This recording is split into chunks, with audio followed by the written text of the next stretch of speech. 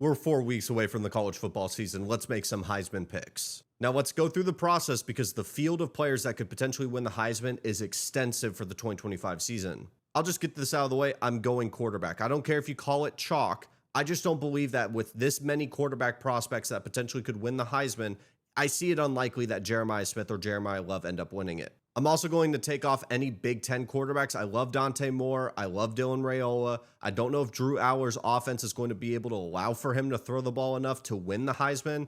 I just don't see it from the Big Ten. I'm also going to take off the guys that I think have way too difficult schedules. Sure, they could technically win the Heisman if they way over exceed expectations, but John Mateer and DJ Lagway, I'm just going to bank on the fact that it's going to be too difficult. I'm also going to take off any Big 12 candidates. As much as Sam Leavitt is talented, as much as Sawyer Robertson's electric, I just think the Big 12 as a conference is going to beat themselves up to a point where there's not going to be a true candidate, which I will say leaves me with a lot of just very chalk options. Guys like Sellers, Arch Manning, Cade Klubnik, and Garrett Nussmeier. I will also throw in Ty Simpson just because they're going to probably put up a bunch of points. Sellers, I think they're going to rely on too much. I'm lower on South Carolina. I think he could probably get an invite to New York, but I don't think he can win the whole thing right now. Arch Manning is so tempting to pick, I'll be honest. And I think it's more than likely that he gets an invite to New York City when we get to that point of the season. But if I want to stay consistent with all my predictions, it really comes down to Cade Klubnik and Garrett Nussmeier.